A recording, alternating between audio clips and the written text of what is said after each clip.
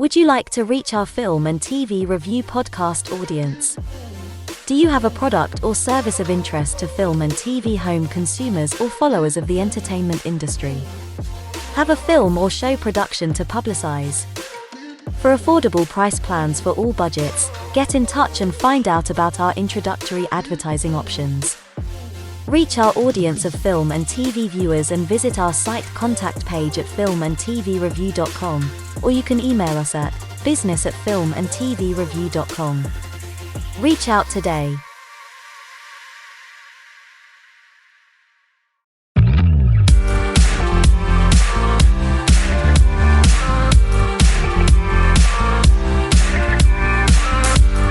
Welcome to filmandtvreview.com. Catch the latest film, TV and streamed show reviews every week.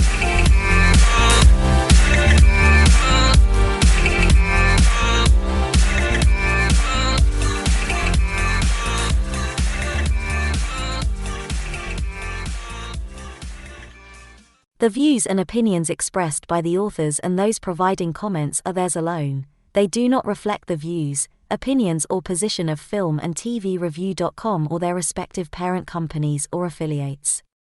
Filmandtvreview.com makes no representations as to accuracy, completeness, correctness, suitability, or validity of any information in this program and is for entertainment purposes only. Episodes may contain adult humor and language. For full terms and conditions, see filmandtvreview.com.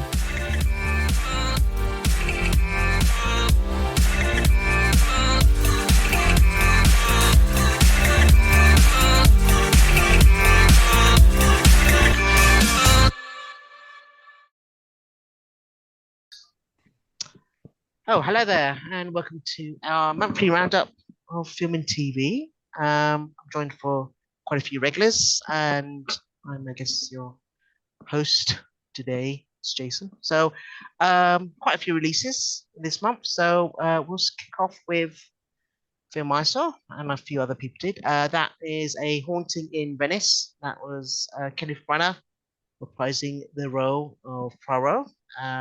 I think a very short story by Agatha Christie. Nice little murder mystery in Venice. So, who saw this? Which came out recently in the cinemas. Andrew, you saw this. What did you think? And thinking, of course, this is like the third one or third little story that's been adapted. What did you think of this compared to the other ones? Well, first off, I just want to mention I saw it at an advanced screening where they were, as a promotional thing, giving away free cocktails. So that was already like, okay, well, this is a great screening because they're giving away free stuff, cocktails. But as for the film itself, just a bit of background. Unlike the previous two Kenneth Branagh films, this is not. I mean, it's sort of an adaptation of an Agatha Christie story, but it's not like a little bit more looser adaptation, I guess is the best way to put it. Like the other two were Murder on the Orient Express and Death on the Nile. And those are based on those stories. And then this is based on a story called Halloween Party, which is set somewhere in England and it's set, I think, what it was then the present day, I guess was written in the late 60s. This is set in the, set in Venice, obviously, vital, what it says on the tin. But it's also set, in terms of time period, just after World War II. And that's like a key plot thing that it's set just after, set when it's set. So that being said, I thought it was all right. I mean, it wasn't, I don't know, I'm trying to think if I liked it compared to the other two. I thought it was all right, but it's maybe not something that would stand out too much. I like the acting and all the little, plot revelations and Kenneth Branagh again as Hercule Poirot. He's all right. Well, I've got to say, actually, the general film itself, though, I mean, it was one of those as you say, a short story where I don't think audiences, and I wasn't as familiar with it is as the previous adaptations, like Death of an Arm, and Orange Express. So it's kind of like a bit more of a nice little non-spoilery surprise, as it's a relatively unknown episode. And I think it was definitely. I'm not a fan of Kenneth Branagh as Poirot. Quite honestly, I just did not like it at all. But this one, he was actually. It was the way it was directed. It was quite good. It was. He was. It wasn't so overblown, kind of like a fashion parade. It was quite dark lighting. A nice little murder mystery does exactly what it's done. I kind of enjoyed it relatively. If you didn't like the other two, I think you'll like this one.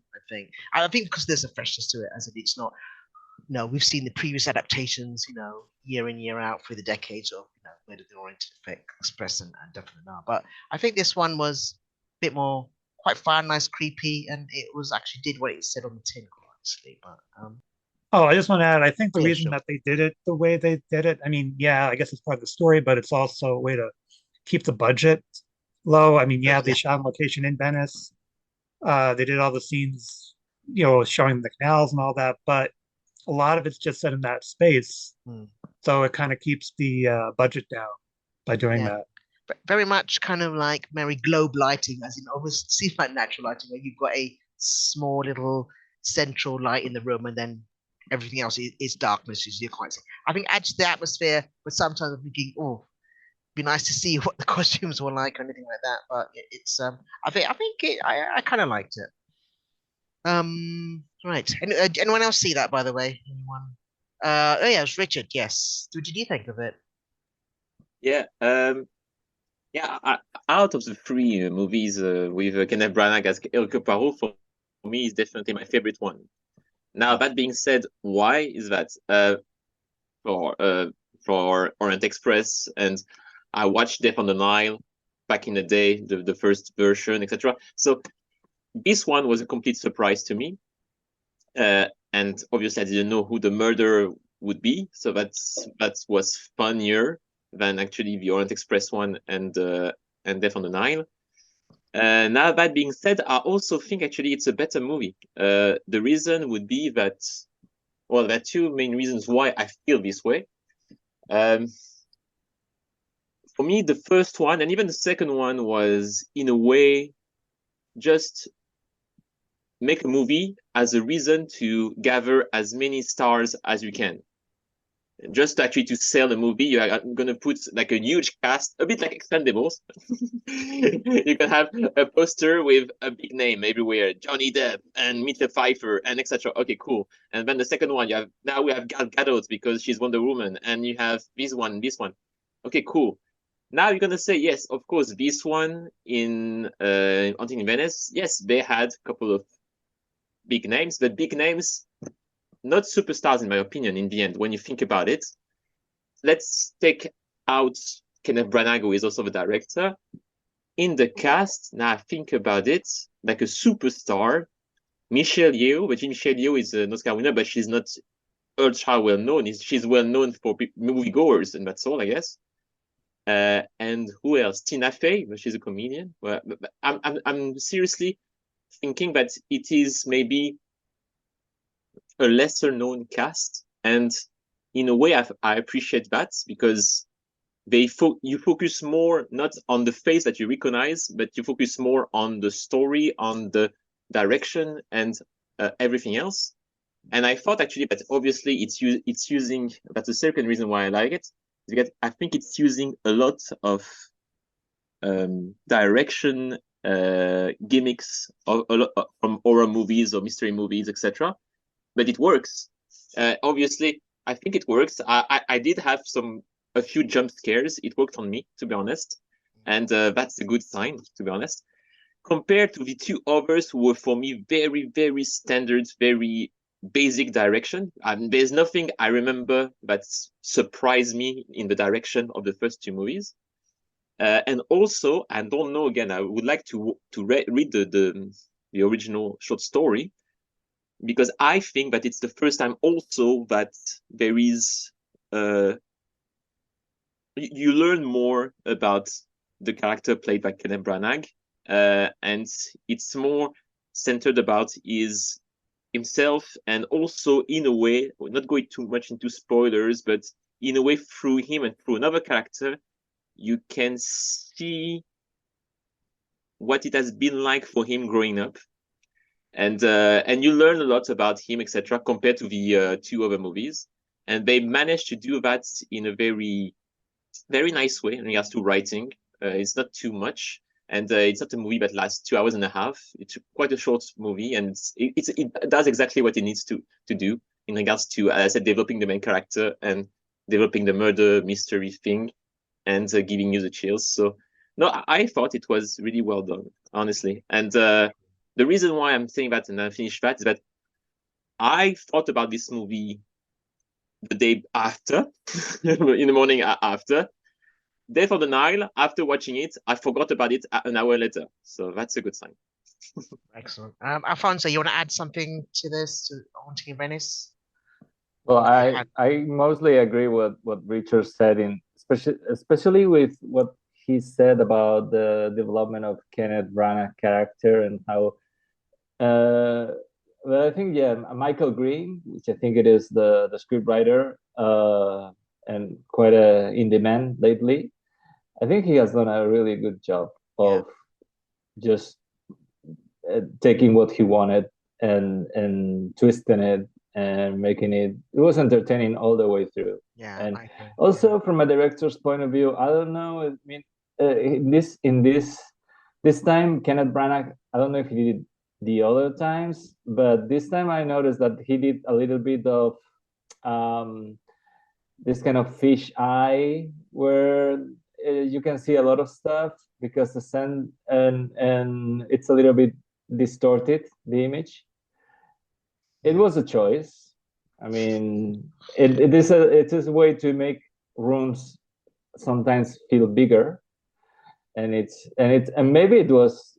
I mean, mysteries are usually set in a single place. They are not, especially this kind of whodunits, as Agatha Christie has shown again and again, even if it's a train that goes through different places. But in the end, you can film it on a sound stage, on a stage, basically, and just implement the effects later. So these movies are good to make during a pandemic, basically during all the COVID period, and they have been churned out one after the other. Yeah, I think it was. It does come off like almost like a play almost, but some good new faces there as well as the just stunt casting. But definitely worth a catch. I think definitely. I enjoy that considering I didn't like the other ones.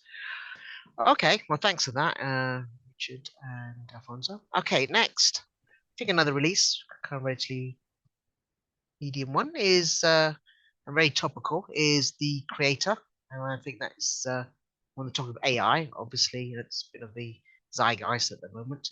Who saw The Creator? Oh, okay. Andrew, yep, and Richards. What did you think?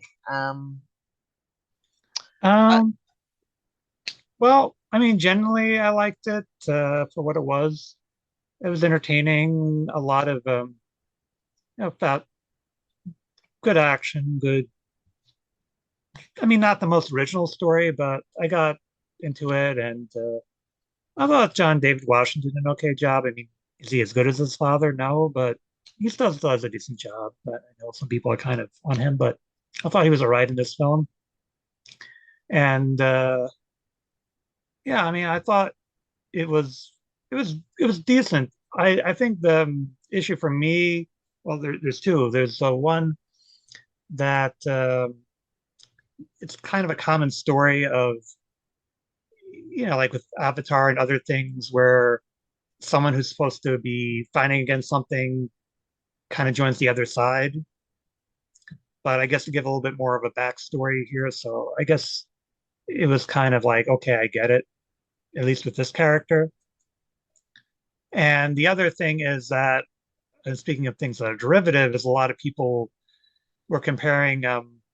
There's this thing basically the story is about, to set it up, is there's AI in the near future. You have these human-looking AI, human-looking robots, for lack of a better way to put it. And they're walking amongst humans, and they're doing a lot of things on behalf of the humans. And there's incident, I say incident, there's something where a bomb goes off in LA, nuclear device, and it's blamed on the AI, like on a rogue AI.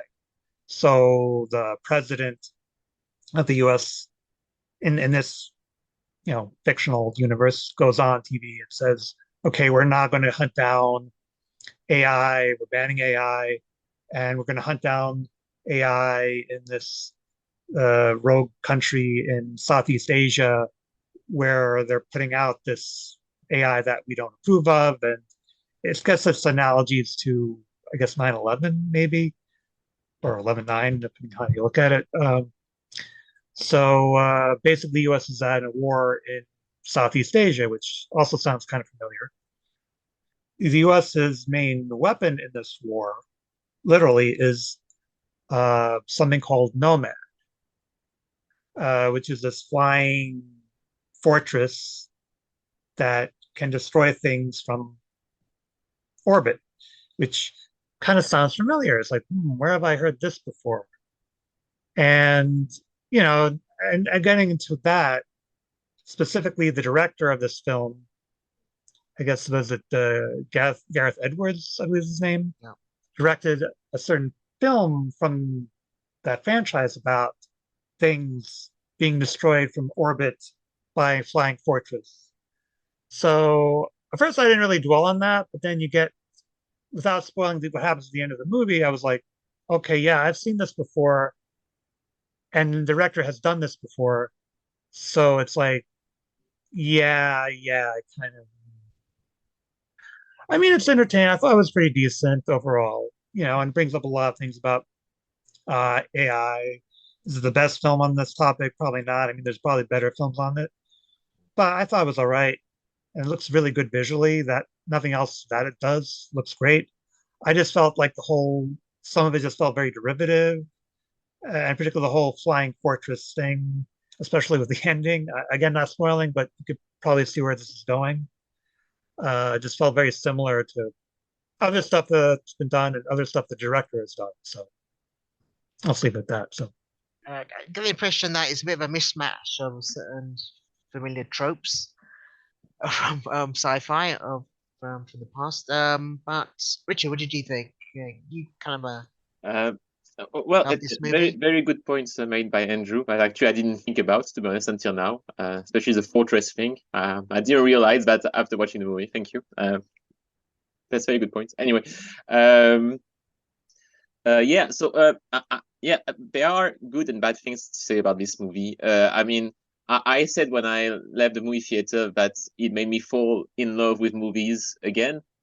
Why I said that is because I spent the last year or so to watch much more TV shows than movies, because I thought there are more things to find on the TV than in movies nowadays. And when I watched this movie, I was thinking, this is the reason why I'm going to the movie theater. This movie is the reason why I want to go to movie theater once again. Because obviously this is a movie that you want to see in movie theater. There is a reason. It's visually stunning. For the money they spent, everybody is saying the same thing online about that, obviously, but it must be a mistake. It can't be such a cheap movie and look so good. I mean, that's crazy when you think about it. When you look at the budgets of other movies this year or last year, etc., and they don't look as good as this one for sure.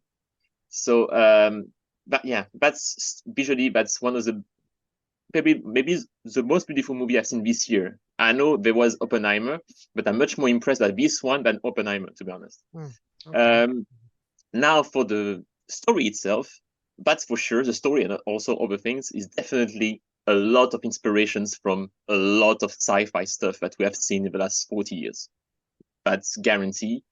It's not a spoiler to say that I noticed, but there are pretty sure other people here have noticed other things. Well, Andrew mentioned some of them, but Blade Runner, aliens. For me, there was clearly a few scenes about that looked like a lot like aliens, and also, and that's something I want to talk about.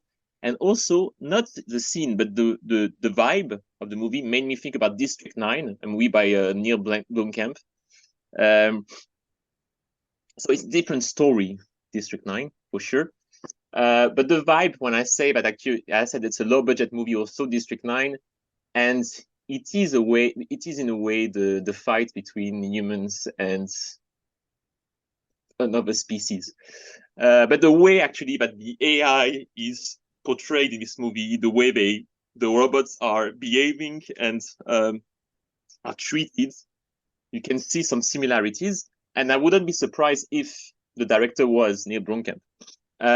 Now, that being said, it's interesting because there is a parallel here between the career of Neil Blomkamp, in a way, and Gareth Edwards, in my opinion. I think that Neil Blomkamp, for example, is now nowhere to be seen. I don't know what happened to this guy. And I mean, he was supposed to have a great career. He was supposed to be, I think he do an alien movie at some point. He did Gran Turismo. Yeah, he directed Ah, Gran wow. Turismo. Was it? Yeah, Okay, that's what I I was going to didn't know. say. Okay, Yeah. fair enough.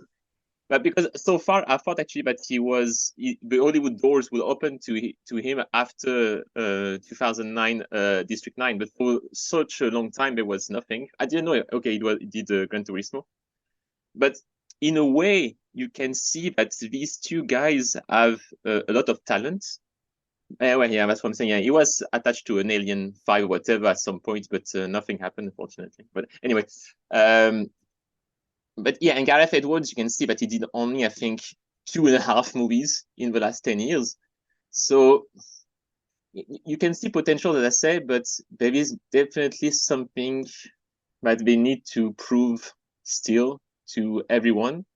And I'm not sure that with the creator, Gareth Edwards is proving that he can be like a bankable or a huge seller for Hollywood. What I mean is that the box office results are not that great, but not only that, is that a bit like District 9, again, I felt that the creator had a lot of potential as a story, as a universe, but it didn't go all the way. What I mean is that there was a lot of potential in the story. I wanted to know more about the story, but in a space of 2 hours, that's not enough. But I hate to say that because it means that we need a trilogy or whatever. No. I just say that actually I don't know if it's a problem of writing or it should have been a TV show. I don't know, but I felt actually that there were much more stories to tell. Yeah, I don't know.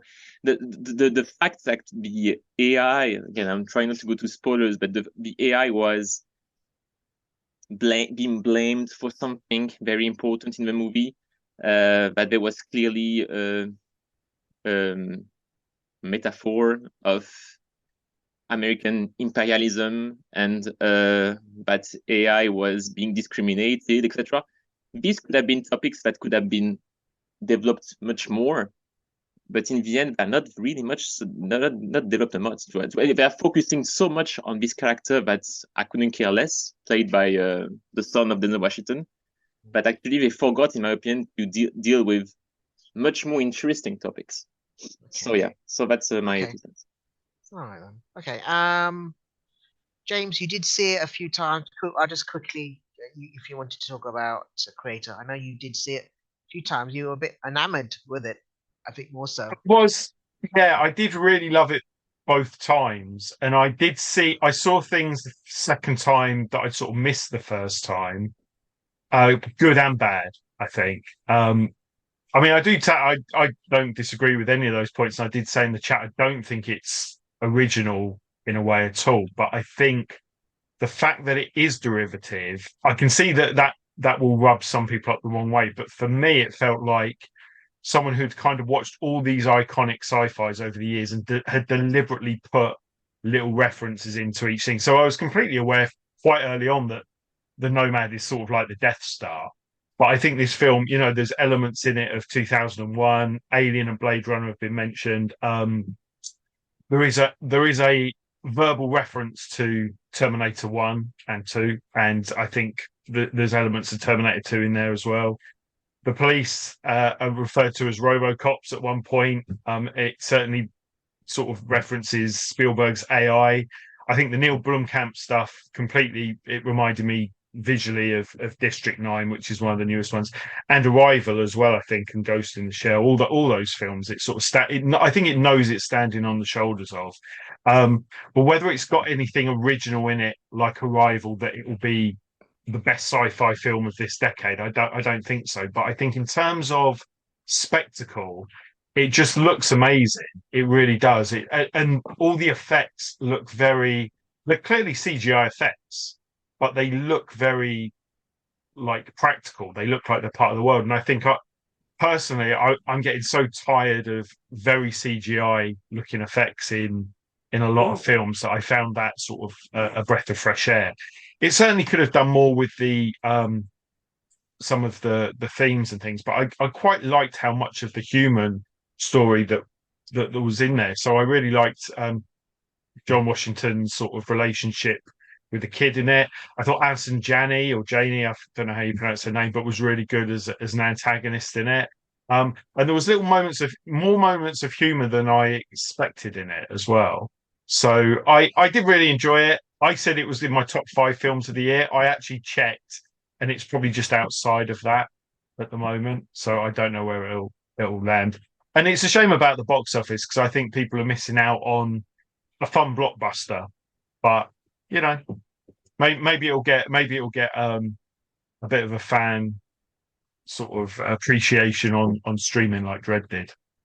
Well, considering, let's say, it's John Washington, I think his next release was his father, obviously. Denzel Washington was in the Equalizer 3 that came out quite within the last month. James. I did enjoy it. I thought, it's been a good solid trilogy, all done by the same director as well. Denzel Washington definitely adds a touch of class to proceedings as this started as a TV series, and I think it would be a worse franchise without him. It's definitely the most violent 15 rated franchise. So in the UK, they've all got 15 ratings, and the BBFC advice is hilarious because they just ignore everything violent that happens and say, "Oh, there's shootings and stabbings, so it's a 15." And it's got one of the most graphic opening sequences I think I can remember. Yeah, they're all. I'd be interested to hear what Richard's got to say about it because you said the second one was your favourite. I mean, I'd have to maybe watch them all together. I think the first one is probably still my favourite one, and I'm glad they're not going to keep doing them. But yeah, I enjoyed it. I thought it was okay. All right, thanks. Okay, Richard, you want to add to that? You liked it? Yeah, It's the third one. I enjoyed the Equalizer 3. As I said before, Equalizer 2 for me is my favorite one of the 3. For sure, without Denzel Washington, these movies would never actually work at the box office, in my opinion, because probably another actor could do a good job, but in the end, they are very simple action movies where you just wait for the main character to kill in another different way someone else at the next scene. I mean, you're just counting, how is he going to kill this guy? How is he going to kill this guy? Which is fine. I mean, John Wick was fun as well in that way. But yeah, no, as I said, as James was saying, Denzel Washington charisma is one of the best actors of all time. Definitely adds and makes these movies make this movie works. Why I say that Equalizer 2 is my favorite one? Because in the end, the third one is very simple in regards to the plot. It's just, well, I'm not going to spoilers, but he's in a very small town in Italy or Sicily. No, Italy. It's in close to Naples, and in a way, he's trying to have a normal life, but actually things go wrong, obviously, and he has to go back to be his old self. The second one was, for me, there are much more stories within the same movie. Again, try to avoid spoilers, but the second one for me, there was 2 or 3 stories and Denzel Washington was at his peak. You had him trying to help his neighbor, a teenager, trying to prevent him from going in the wrong path to join a gang, and in that storyline, there is one of the best scenes I've ever seen, and I'm not even joking. One of the best scenes I've ever seen when he's actually talking to this teenager, trying to lecture him, let's say, and in a way, he's the father figure that kid never had. And that scene, you can find it on YouTube, but honestly, that scene should be seen by all kids all around the world, to be honest, because it has more impact, in my opinion, on teenagers than going to school. I shouldn't say that on podcast, but that's my opinion. And that's one storyline. But you have the second storyline of a friend of his who is being killed, and then investigates, and there are some twists on who killed that person. And again, he has some great scenes when you find out who is a killer.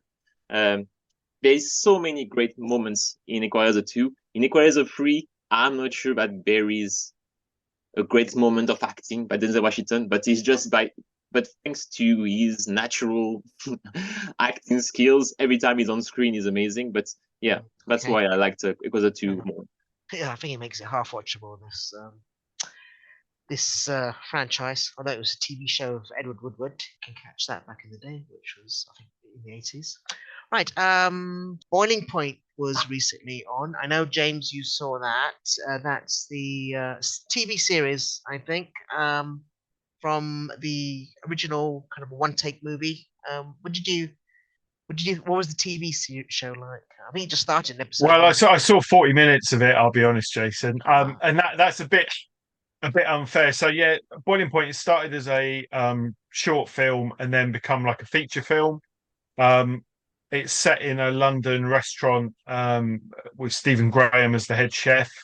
And it was all shot in one take, and it sort of has a very pressured night in a high class restaurant. And people loved it, I think, unanimously. It's a very sort of popular film. They announced this 4-part drama series. It starts with a 15-minute unbroken take in the restaurant, and you think, yes, we're back, and it brings your anxiety up again. You know, who's going to drop a plate, who's going to spill a glass of wine down someone's shirt. Thank God I don't work in a restaurant. All those feelings are coming back, and then 15 minutes, and you get the opening credit sequence, which is fine, and then we cut to Stephen Graham, who is in his flat but we're talking about the TV show, but having survived the heart attack that he has at the end of the film. And then we go back to the restaurant where there are so many cuts that it becomes almost jarring, because we're used to not having these cuts. And obviously it's TV, right? You can't, there's a much higher turnover, and I understand that they wouldn't necessarily be able to do it all in one take. But you'd think that they could maybe stitch it together like in 1917, or just have, like, when they're in one location, in a restaurant, in the kitchen rather, and then in the front of house, that it would maybe cut between those. And I will go back to it, but I felt a little bit disappointed that was one of the things that really made the TV show great, the film great, and that they sort of just thrown that out a little bit, it feels to me. But I am quite invested in the characters, all the various members of staff and stuff. So I will go back to it, but I did feel a little bit let down that that's what the TV show is going to be. Charles, you've got your hand up. You want to add to that? Hey, yeah, I watched the film and I thought it was great. I've done a bit of hospitality work. I'm obviously not hard enough to be a chef, but I've been around that environment. And it is quite hardcore, and it can go wrong very quickly and stuff. I was going to say that the only thing I remember from university is someone saying that the Iliad is written in a paratactic way, which means that it's like do do do do do, like it's sort of like split. It's like splintered. So you've got something like the guy stabbed the guy chopped the guy's head off, and then a horse ran past, and then someone who was the son of like Laertes said hi, and then someone else's head got through. So, but I was just thinking, in the kitchen environment, whether it would be, if you're in there the whole time, whether it would be like that, whether it would be like splintered reality, where you've got where it's like that, or whether it would become like a continuous thing. I mean, it's probably both. But I'm looking forward to seeing the TV series because it'd be interesting to see, yeah, like how that would relate. Sort of just to see those two styles, maybe, yeah. It was definitely, you know, one of those key landmark when Boiling Point. That there's a short movie the short little movie they did initially, then they did that feature length, but again all in one take. But I think it does kind of present that whole pressure of real time cooking, and it's kind of like, you know, it's things are going simultaneously, and I think it was quite a remarkable achievement. The fact that they did it, and maybe it's a bit, maybe you can't keep doing it as a series, but still it was, it's just phenomenal. It's just the tension you just feel because you're going from crisis to crisis, and it's quite a unique vision. So maybe it's lost a bit in the TV series, but I don't know. I'll give it a go anyway. Anyway, thanks, Charles. Right. So we'll go for if you've got any titles that you've seen, then raise your hands, and wow, someone has. It's Jean. Yeah. Hello there. Hi. Long How time you no doing? see. I just wanted to follow up on the Boiling Point series. Thanks, James, for raising that. I forgot that was actually coming out. But I just wanted to say, like, obviously, shows and films about, you know, working in restaurants, like really popular right now. With Hulu's The Bear, which I think is like the best example of it, with its recent season. But I feel like even though Boiling Point, like one of the kind of draws of the film was that illusion of like the one take, I do still think that the cast is so strong that it can definitely carry the series, especially because they're not doing the American thing of like dragging it on for 26 episodes or whatever. They're just doing like a four-parter, I think. So I'm looking forward to seeing it and like checking it out. But I think there was enough story and enough great like performances to carry the show. So I'm really excited. But yeah, I think I mentioned last year that like the triple bill of the Boiling Point movie and The Bear and The Menu, which was another film about cooking, would be a really intense insight into working in a kitchen of various types, I guess. But yeah, that's cool. Yeah, thanks. Yeah, I forgot The Menu. That's good. With like Ralph Fiennes in that again. Another kind of like almost like a horror murder mystery kind of like horror show. But yeah, that's a good title. Thanks for that. Right. So there have been quite a few releases also on TV. I'll quickly go. I think I did just. I could talk about Gen V, which is the boys kind of spin-off series. If anyone's seen The Boys on Amazon, which is a nice little kind of satire on the age of superheroes and what would happen in real life if they were corporately imagined, and probably how like almost like film stars would be if the equivalents of superheroes. This is, you know, an absolute power corrupting absolutely.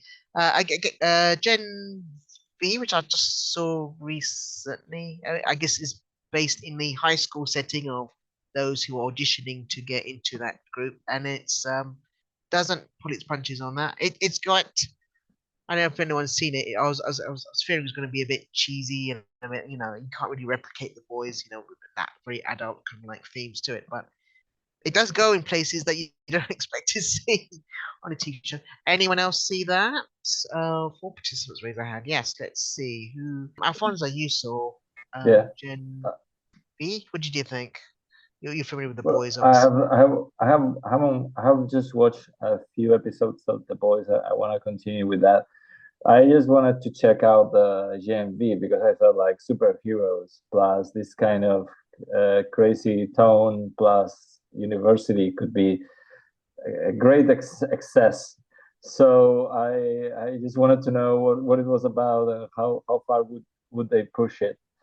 And they push it, but they also restrain it a little bit. So it's not, it's watchable. It also has that kind of thing that same as Wednesday, where a mystery, let's say, secret things or like orchestrate the main plot. I mean, there is some kind of mystery going on in that university, which the main characters have to investigate. and that kind of makes you like also have some kind of storyline that you can follow apart from like all the hijinks of being a superhero and being with the hormones and the violence of the boys and everything inside that place that is so such a parody also of like public image and reality versus what everyone wants to make it look like for the camera.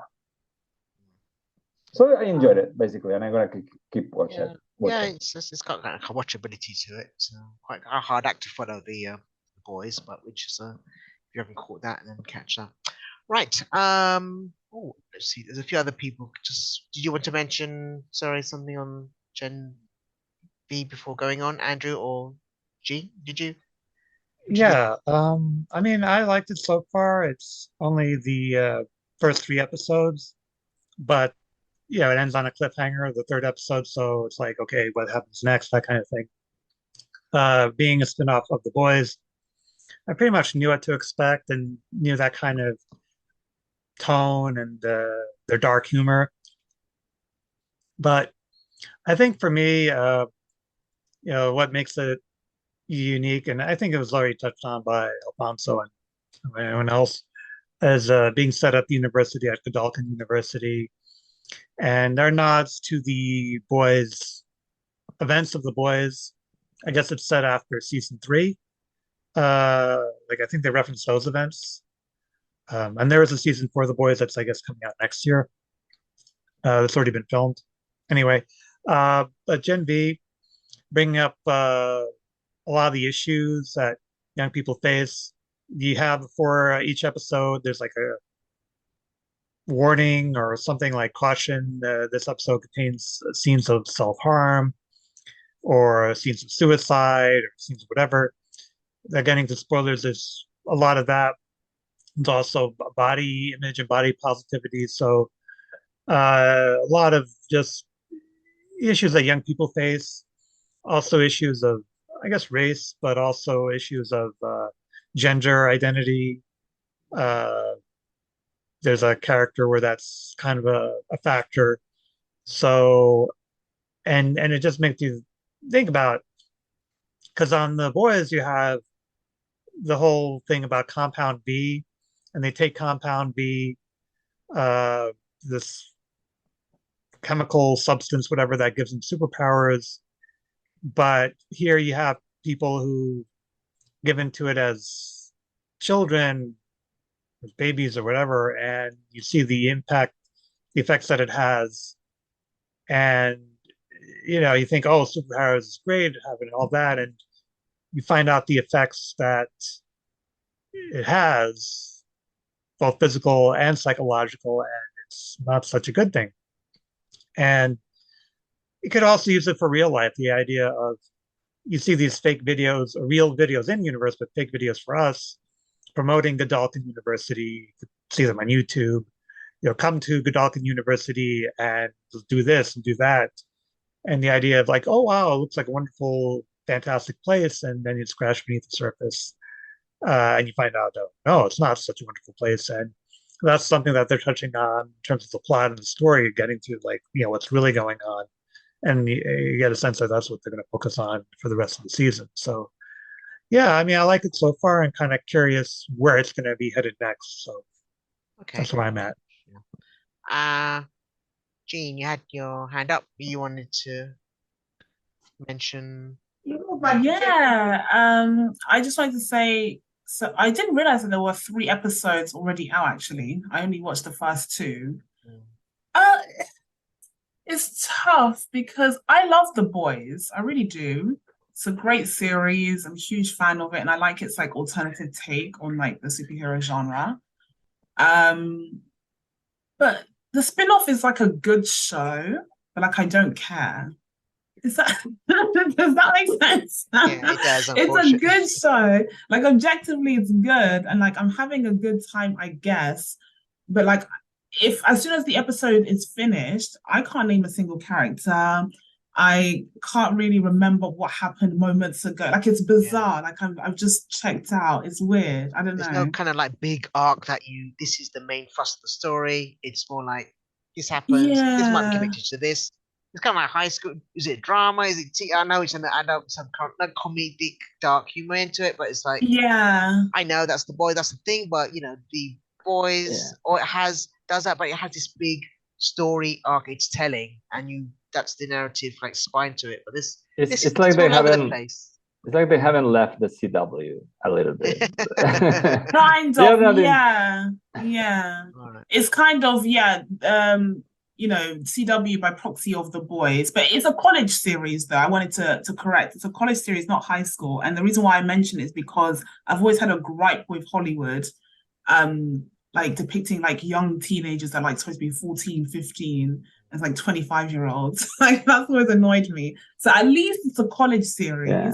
At least it's not like a high school that looks like they are in the 20-something Yeah. storylines, just going to pubs and getting high or like having lots of Exactly. sex and like Euphoria. Yeah. or any Elite or like all these Yeah. places where or Gossip Girl, like Yeah, every those single ones. episode ends with a party. Yeah. You are always going to a party. Every episode has to end with a party or event. Exactly. When I was a teenager, I was like, where are these parties at? Like, why am I not being invited to these parties? No one is doing homework. Yeah, exactly. Yeah, why are you doing homework? Hardly any lessons or lectures they're going to once. So, like it's like 4 minutes and then class discussion. Oh, okay. So I'm glad at least it's in college. Although I do find it funny that the uni seems to only offer 2 courses, either crime fighting or like media, like being a media personality. I think like that's the only 2 options that you get in the uni. Yeah, it's that or leave. Like, oh, yeah. Okay. So they have no amount. They never run out of people to publicize in the media or superheroes. Like a whole university can go and be. Exactly. There's. It's like maybe it's a kind of critique to the obsession with the Marvel and DC universe of the world. I hope so. It's coming the thing that it's parodying almost. That's the only kind of fear about. That's the thing. That's the thing. How far can you extend the universe before you become the thing that you're parodying? Because there was also the animated series, which I also was checked out on. Like again, there were some good episodes. Yeah. But overall, I was like, I don't care. It's just not the original. Yeah, it's kind of little side stories about character little moments. But interesting, but then thinking, it's a moment, but then you just forget it, Exactly. It doesn't have the lasting power that the original series does. But this show is good. It is decent if you're interested. It's just like I personally don't care, which is put that on the poster. Yeah, good, but decent, don't care. I did a bit of a word of mouth that I wasn't familiar, but I did catch it, and this was I won't say a cartoon, but it was actually a live action adaptation of a manga series on Netflix, which was One Piece, which I did catch an episode. A lot of what maybe is anyone here more familiar with than I am, but One Piece is a kind of like this manga where it's set in a world where everyone is basically embarking on a career of piracy, i.e., the high seas and treasure hunting. So kind of very kind of rip-roaring adventure, but a lot of word of mouth. So I did catch up with it, and it's got some really good reviews, and it was quite a lot of fun. Anyone else see One Piece? No? Anyone? No. Just me. Well, I kind of thought, for a new IP, which I know it's got a manga kind of like fan base, but it was like this is quite fun. It's something if you're looking for now we're in an age of where we're relying on very aged and IPs which are slowly getting really a bit thin. This was a good thing to see, and I can see why it was popular. But it's quite encouraging that something can get behind. But yeah, it's basically a kind of like piracy on the high seas, but the whole kind of like country seems to be obsessed with it, and everyone has a ship, or you can have a ship or part of a crew and all that. So it's quite fun. I think check it out if you like it. But even if you're not familiar with any of the manga stuff, but I kind of like, so I can see why it's got good word of mouth for that. Right. I think we can go around. If anyone has anything that we have not talked about, anyone, now's the time to raise your hands, and I'll. Noelle, have you seen anything that you want to mention in particular? No. Not really. I know that a show that I like, The Rookie. I haven't gotten to season 5 yet, but apparently it's the best season yet. This was already a very good show. It's an American police show. It's lighthearted, and apparently season 5 is like the best they've ever done. So I'll be checking that out. But other than that, I don't really keep track of the streaming services other than Disney Plus, and Ahsoka is a bit of a double-edged sword. Yes, we will definitely do an end of season Ashoka, which will, I think, come towards end, and I think quite an interesting little barometer what's happening with that IP, that Star Wars IP. It's very interesting times, let's say, with that. But anyway, we'll come back to that in another episode. All right, and thanks everyone. I think we've just kind of like covered everything for this last month. But until then, thank you, and we'll see you next time. We hope you enjoyed this film and TV review.com episode. Catch the latest film and TV reviews, together with regular episode content from the world of film and TV every week. See you soon. Would you like to reach our film and TV review podcast audience? Do you have a product or service of interest to film and TV home consumers or followers of the entertainment industry? Have a film or show production to publicize? For affordable price plans for all budgets, get in touch and find out about our introductory advertising options. Reach our audience of film and TV viewers and visit our site contact page at filmandtvreview.com, or you can email us at business@filmandtvreview.com. Reach out today.